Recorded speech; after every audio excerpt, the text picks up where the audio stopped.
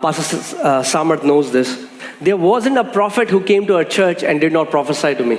एक भी ऐसा भविष्यवक्ता नहीं था जो हमारे कलीसिया में आता मेरे लिए भविष्यवाणी नहीं करता. And not one prophet prophesied that I am called to be a pastor. और एक भी भविष्यवक्ता ने ये भविष्यवाणी नहीं की कि मैं पास्टर होने के लिए बुलाया गया. Every prophet prophesied that I have an apostolic call. Right from when I got saved, when I was 19. हर एक भविष्यवक्ता जब आते तो उन्होंने यही भविष्यवाणी की कि मैं अपोस्टल की कॉल के साथ भेजा गया हूँ. I worked 9 years after that.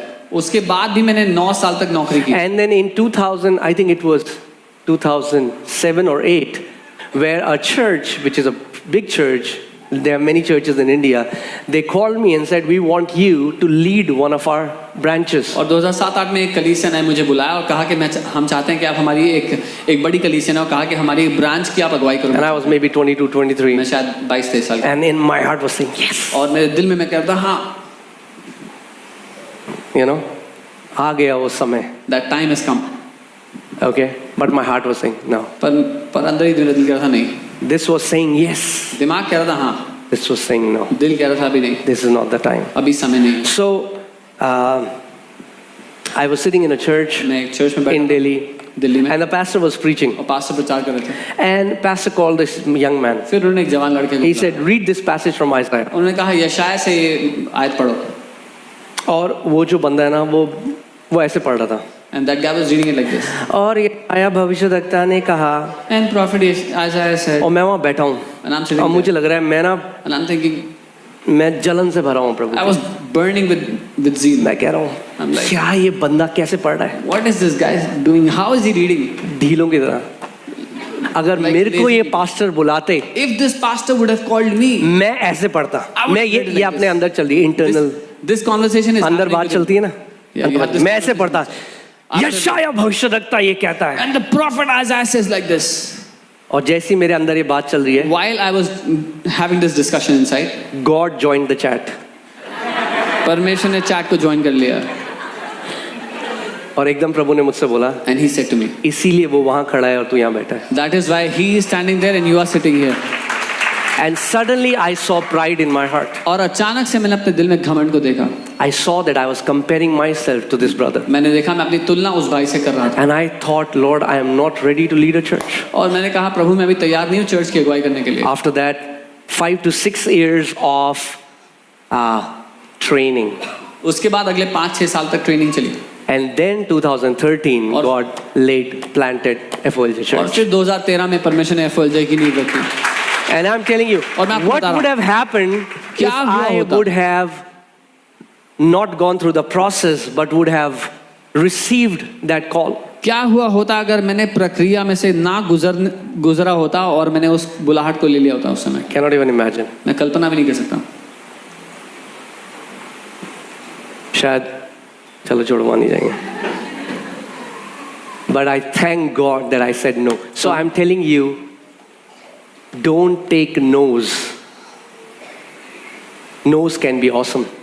पर मैं परमेश्वर को धन्यवाद कहता हूँ मैंने ना कहा. आप ना को बुरा ना समझे. ना बोलना बहुत अच्छा हो सकता है. Amen. Hallelujah.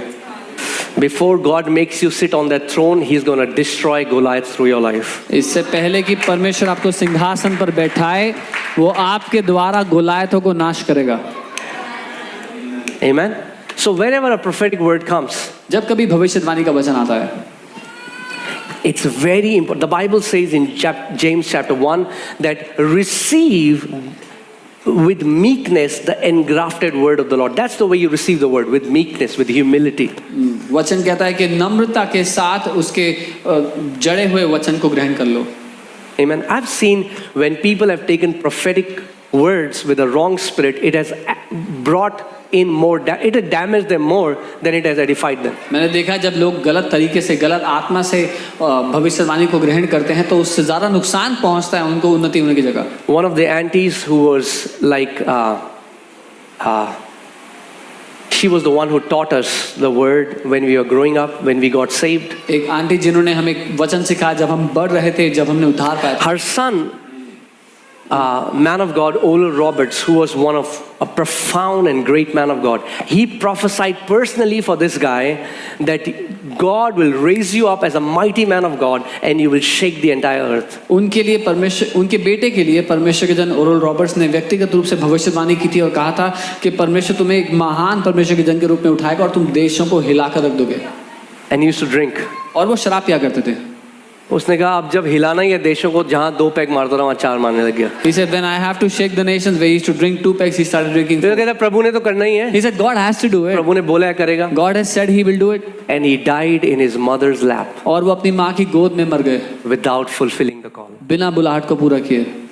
Just because a word has been released over you doesn't mean it will happen automatically. सिर्फ इसलिए कि वचन आपके ऊपर घोषित किया गया तो वो अपने आप पूरा नहीं होगा। You receive it with humility आप नम्रता से उसको लेते हो and then you go through the process. और फिर प्रक्रिया में से गुजरते हो। Find out any man of God in the Bible who ढूंढ did not go through a process. कोई भी परमेश्वर का जन ढूंढ निकालो जो प्रक्रिया में से नहीं गुजरा।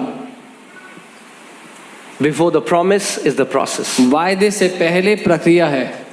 So many people want promise now. बहुत से लोग को वायदा अभी चाहिए पूरा। God says no. परमेश्वर कहता नहीं, Go through the process. प्रक्रिया में से गुजरो। Amen. Amen. Hallelujah. So now one was this, you receive with humility. Now the second is 1 Corinthians 14:29. एक ये है कि आप नम्रता से ग्रहण करते हैं। पहला कुरिन्थियों 14 उसका 29। It says, let 2 or 3 prophets speak and let the others judge. और यहाँ लिखा है कि भविष्यद्वक्ताओं में से 2 या 3 बोले और शेष लोग उनके वचन को परखें। Okay, what does God want you when a prophetic word is given to you? परमेश्वर क्या चाहता है जब आपको भविष्यवाणी का वचन दिया जाए? You judge. That means before you receive